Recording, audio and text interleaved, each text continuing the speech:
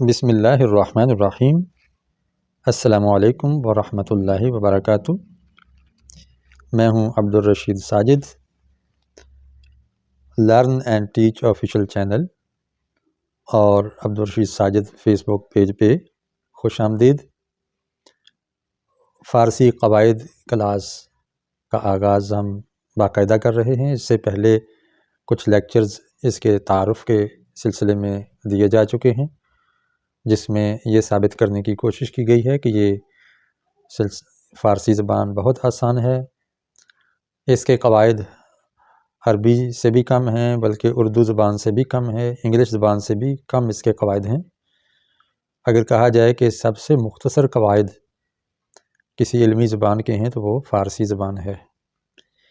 اس لیے ہم بہت چھوٹے چھوٹے لیکچرز میں آپ کو فارسی پڑھائیں گے، اور اس کی مزے کی بات یہ ہے کہ فارسی زبان کے بیشتر الفاظ اور تراکیب، خاص طور پر جب دو لفظ زیر کے ساتھ آپس میں جڑے ہوں، جس طرح نام خدا، خدائے مہربان، والد محترم، تو یہ جو زیر کے ساتھ اگلے اسم کے ساتھ کوئی اسم جڑتا ہے تو وہ فارسی زبان ہی کی ترکیب ہوتی ہے، اور اس کا استعمال ہماری اردو شاعری میں، اردو نثر میں بہت زیادہ ہے۔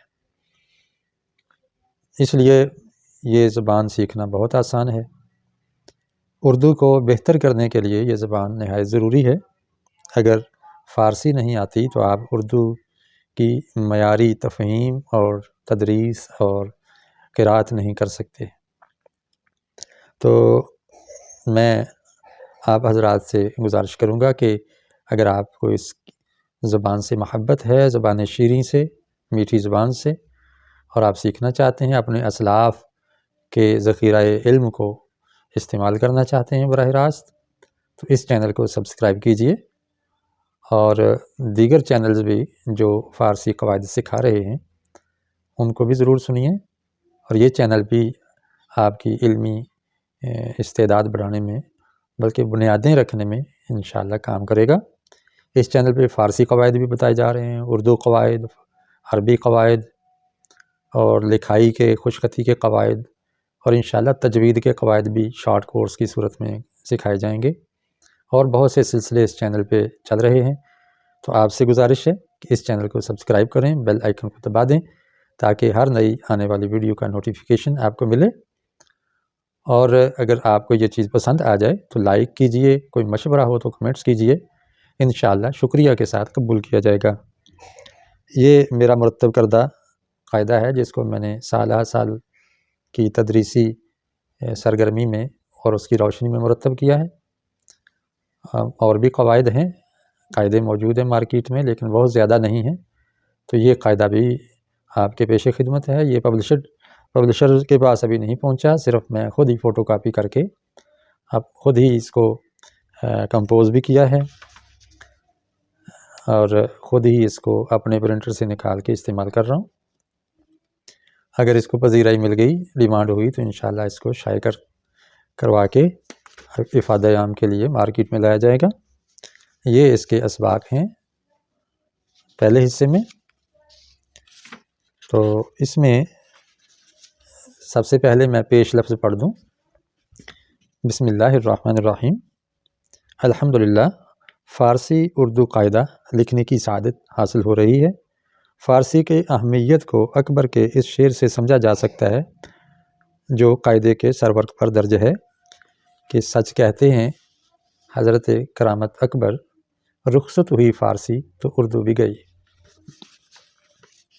اگر اردو کی صحت و سلامتی کے ساتھ بقا ضروری ہے تو عربی اور فارسی کو جاننا بہت ضروری ہے۔ ہمارا بہت سا علمی ذخیرہ فارسی اور عربی میں ہے، جس تک براہ راست رسائی کے لیے ان زبانوں سے کا سیکھنا ضروری ہے جس میں اولین بار لکھا گیا تھا۔ اہل علم کے ہاں یہ بات بڑے وثوق سے کہی جاتی ہے کہ نرے تراجم کے ذریعے سے اصل بات کو نہیں سمجھا جا سکتا جب تک مصنف کی اپنی زبان میں نہ پڑھا جائے۔ ہمارے اسلاف نے جو علمی سرمایہ چھوڑا ہے، خواہ علوم نقلیہ ہوں یا علوم عقلیہ، علوم عالیہ ہوں یا علوم عالیہ، تاریخ ہو کہ سائنس، ان تک رسائی تراجم اور خاص طور پر اغیار کے تراجم کے ذریعے نہیں ہو سکتی۔ اللہ کا حکم ہے کہ اپنے کانوں، آنکھوں اور دلوں سے بھی کام لو، سنی سنائی بات پر اور ترجمان کی زبان پر اکتفا نہ کر لو، اس لیے کہ ان تمام حواس کے بارے میں پوچھا جائے گا جو علم کے لیے عطا کیے گئے ہیں۔ لا تقف ما ليس لك به علم ان السمع والبصر والفؤاد كل اولئك كان عنه مسؤولا، سورہ بنی اسرائیل۔ اسی تقاضے کو پورا کرنے کے لیے ہم اپنی نئی نسل کو علمی زبانوں کی مہارات سے آراستہ کر رہے ہیں۔ یہ قاعدہ اردو عربی قاعدہ کا تسلسل ہے۔ اسے اس کا دوسرا حصہ بھی سمجھا جا سکتا ہے۔ فارسی ذخیرہ الفاظ اور تراکیب و مرکبات میں اردو کے رائج ذخیرے کی رعایت کی گئی ہے۔ اردو املاء کی پختگی کے لیے خصوصاً اس کو استعمال کیا جائے۔ اردو فارسی ریڈر کے طور پر بھی اس کو برتا جا سکتا ہے۔ اللہ کرے علمی ورثے کی حفاظت کے خواہش مندوں کے ہاں اس کو پذیرائی ملے۔ اس قاعدے کی خامیوں سے راقم کو ضرور آگاہ کیجیے تاکہ اگلی اشاعت میں ان کو دور کیا جا سکے۔ تعاون کا خواستگار عبدالرشید ساجد۔ آج ہم بسم اللہ کر لیتے ہیں۔ یہ پہلا سبق ہے درس یکم، مفردات کے بارے میں۔ اس کے اندر اسم ظاہر اور اسم ضمیر کی مشق ہوگی اور ذخیرہ الفاظ ملے گا۔ اسم ظاہر یہ ہیں، نام لیتے ہی، لفظ بولتے ہی اگر مسمى یعنی جس کا نام لیا گیا ہے اس کا تصور بھی ذہن میں آ جائے تو وہ اسم ظاہر ہے، اور اگر اس کا تصور ذہن میں نہ آئے تو وہ اس کو اسم ضمیر کہتے ہیں۔ یا یوں کہہ لیں کہ جو لفظ نام کی جگہ استعمال ہو اس کو ضمیر کہتے ہیں۔ مرد کا معنی مرد، زن عورت، پسر بیٹا یا لڑکا بوائے کے معنی میں، دختر بیٹی یا لڑکی، برادر بھائی، خواہر بہن، پیر بوڑھا، جوان جوان، بزرگ بڑا، کوچک مین چھوٹا، ہم چچا، خسر سسر۔ یہ رشتے ہیں اور ان کی کچھ صفات ہیں۔ آگے جانوروں کے نام ہیں۔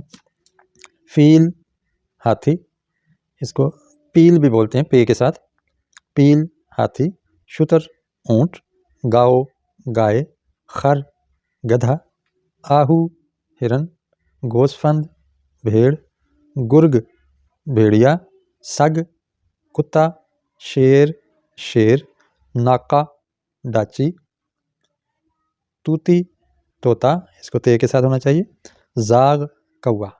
تو یہ کچھ حیوانات کے نام ہیں، یہ بھی اسم ظاہر ہیں۔ نام لیتے ہیں تو فوری اس کی پکچر ذہن میں آ جاتی ہے، تو ایسے اسم کو اسم ظاہر کہتے ہیں۔ کچھ کائنات کی چیزوں کے نام ہیں۔ چرخ آسمان، ستارہ ستارہ، ماہ چاند، مہر سورج، انجم تارہ، فلک آسمان، ارض زمین، زمین خود فارسی کا لفظ ہے، آسمان آسمان، فرش فرش، عرش عرش چھاتے یعنی، افق افق ہی ہے، شرق مشرق ہی ہے، عربی کے لفظ اردو میں فارسی میں بھی چلتے ہیں۔ آگے انہی ناموں کی جگہ اگر یہ لفظ آتے ہیں تو ان کو ضمیر بولتے ہیں، اس میں ضمیر او وہ یا اس کا، یعنی مضاف الیہ کی صورت بھی آتی ہے ضمیر، اور مسند الیہ یعنی مبتدا کے طور پہ بھی او کا معنی وہ بھی ہے اور اس کا بھی، یعنی ہی ہز دونوں صورتوں میں او استعمال ہوتا ہے۔ اوشان وہ یا ان کا، تو تیرا، شما تم تمہارا، من میں میرا، ما ہم ہمارا، شین اس کا، شان ان کا، تیرا، تان تمہارا، میم میرا، مان ہمارا۔ یہ جو مختصر ضمیریں ہیں شین شان تے تان میم مان، یہ متصل ضمیریں ہیں جو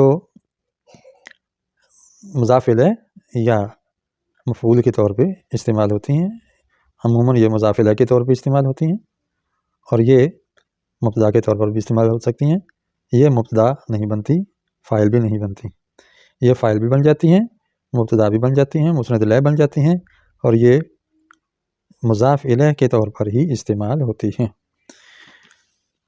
اس کے بعد نیچے کچھ قواعد ہیں۔ مفرد اکیلے لفظ کو کہتے ہیں، دو یا دو سے زیادہ لفظ مل کر ایک بات بنائیں تو مرکب کہلاتے ہیں۔ مرکب کسے کہتے ہیں؟ دو لفظ مل کے یا دو سے زیادہ لفظ مل کے ایک بات کریں، اور مفرد اکیلے لفظ کو مفرد کہتے ہیں۔ اسم کسی بھی چیز، شخص، جگہ اور کام کے نام کو اسم کہتے ہیں۔ کوئی صفت ہو، خامی، خوبی ہو، اس کے نام کو بھی اسم کہتے ہیں۔ اس کی دو قسمیں ہیں۔ اسم ظاہر کیا ہوتا ہے؟ نام سن کر نام والے کا تصور ذہن میں آ جائے تو اس کو اسم ظاہر کہتے ہیں۔ ظاہر کا معنی واضح، نمایاں۔ اس میں ضمیر غیر واضح نام، ضمیر میں تو چھپا ہوا، یعنی وہ لفظ جو نام کی جگہ بولا جائے اس کو اس میں ضمیر کہتے ہیں۔ تو یہ ذخیرہ الفاظ ذہن میں رکھیے، نوٹ کر لیجئے، اسکرین شاٹ لے لیجئے۔ تو انشاءاللہ ہم اگلے سبق میں آپ کو مرکبات کا بھی تعارف کرائیں گے اور آگے پھر ہم جملے بھی بنائیں گے۔ آج اسی کے ساتھ اجازت دیجئے۔ السلام علیکم ورحمۃ اللہ وبرکاتہ۔